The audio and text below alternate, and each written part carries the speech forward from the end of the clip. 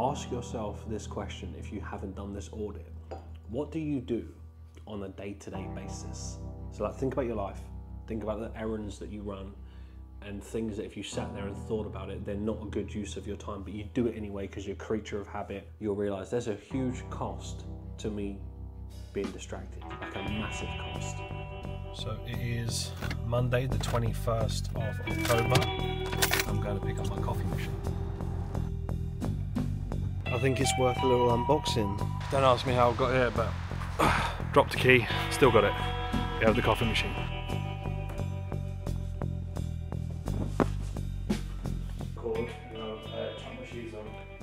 What about lights? So we have our coffee. So I'm starting a new series. This is going to be sit down talks with myself. So we got our coffee. I'm going to get better at making coffee. I'm going to actually explain. I'm going to use this coffee machine as an example. Right, so look at what we have here. I've done so much research to be able to find this coffee machine. Well, I say I've done so much research. Everybody else done the research for me. But now we have the Oracle Jet. Because I had this idea for the channel on a monthly basis. Maybe I do it once a month or twice a month, where I will sit down in a setting like this and I'll be talking to you guys about real value, real life advice that is practical, that you can use, that I've learned over the years, that will save you money, save you time. And when I start making coffees, you'll understand why. Just building this little coffee station here. We've got the cinnamon powder. We have this coffee as well. So just pick this up from Black Sheep. For those of you that have had Black Sheep coffee, you'll know, amazing. Got some work's been done on the grounds at the minute today, but we also have an unboxing. Alex has just got here as well. I feel guilty taking this unboxing away from him, but it needs to be raw. It won't be as professional, but it'll be good. Right, so we have to assemble this.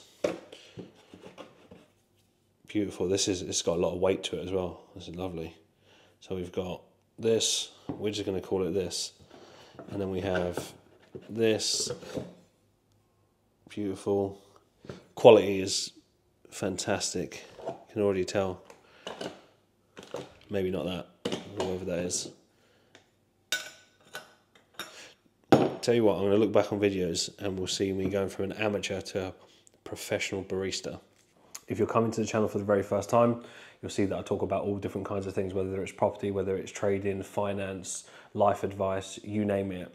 My goal was always to share things that I think are useful versus just talking about my journey. Like here and there, I'll give you insights into things that I've done back in the day. However, I want you guys to see this as like a sit down, maybe even bring your own coffee, and you can let me know in the comments what coffee you're drinking whilst you're watching the episodes. But I'm really excited about this series. I think it can bring a lot of value to you, and we're about to get into the topic.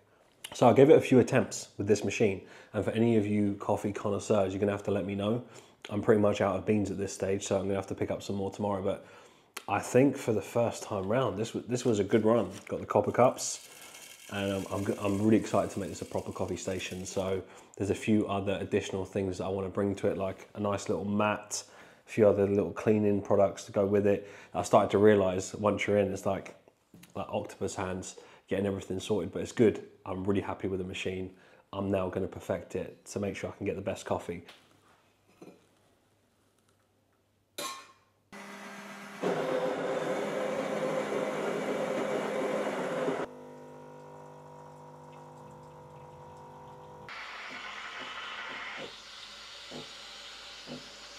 So you guys are going to be joining me on this journey of how I become a full-on barista.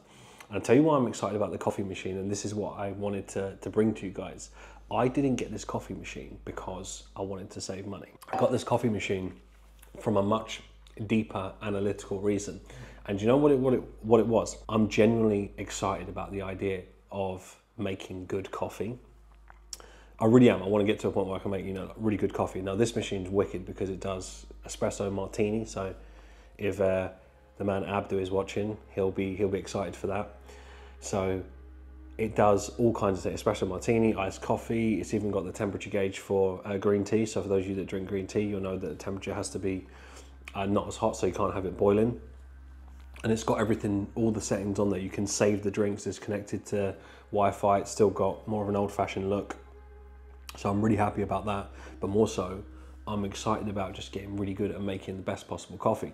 But to the point that I want to share with you, because this is my thinking, how I do everything, I thought, oh, how interesting. I was going through my time of what I focus on. I'm always looking through where am I spending my time. I'm always doing an audit of that. And recently I just had this instinct and I wondered, how much time do I spend on actually going out to get coffee? And the only reason why this happens is because when I went to get coffee recently, there was, I think it was like a school tour bus. So from where I live, there is a connecting a motorway that a lot of people that are from France or Germany, they will use that. So naturally there is like a big, coach full of school kids that stop over at the services. And there was this really, really long queue, and that's fine, like it happens. And I was in the queue for a good, half hour before I got my coffee, come back. And then that prompted a thought. I sat there and thought, how long do I actually spend on an average basis throughout the week going to get coffee? Because I'm not getting the machine because I want to save money. Arguably, with all the essentials and all the things that you get with it, you probably end up spending the same amount, if not more, if you fully invest into it and you spend money on a decent machine like this, and then you start thinking about all the little accessories. I'm sure with high quality coffee beans, yes, you get a better coffee, but you might save money, you might not. That's not the point. But it's the distraction cost. And I started looking at it and thinking, hold on a minute, let's go a little bit one step deeper. So this is for you guys that are traders. I went back through a lot of my missed trades, and guess what I found? A direct correlation, because we're creatures of habit.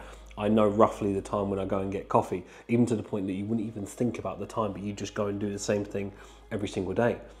And I thought, let me just look into my missed trades and see if there's a direct correlation between roughly around the time that I go to get coffee versus missed trades. And lo and behold, I looked through all of 2023 and I calculated, and I'm being conservative here because this is how I can look at it and go easily over $250,000. Now, I know you might be thinking, well, that's just exaggerated. It's really not. I'll explain why before this gets cold. So the goal for the series is, by the end of it, I've drunk the coffee, you've left with something practical that you can actually go and use. But so I was going through these trades and thinking, which is a genuine trade? So I'm talking, the textbook ones that within your strategy, however you're trading. If you're coming to this channel for the first time and you don't know how I trade, then these are your textbook setups, the ones that you would take with a blindfold. Someone explained it to you, you go, yep, execute. I'm talking those ones, not this would have been a nice trade to have. Easily, if I calculate it, how I would manage it, simulate the whole thing, and what I like to do is take all of the trades and go, right, well, let's knock 50% of those off, because the reality of you catching every single missed trade, or the reason it being because I went to get coffee, is a bit unrealistic, but it's a good test to look at. Easily $250,000. So I'm not getting a coffee machine because I want to save money. I want to save myself distractions.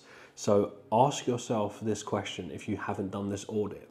What do you do on a day-to-day basis? So think about your life, think about the errands that you run, and things that if you sat there and thought about it, they're not a good use of your time, but you do it anyway because you're a creature of habit and you just get distracted along the way.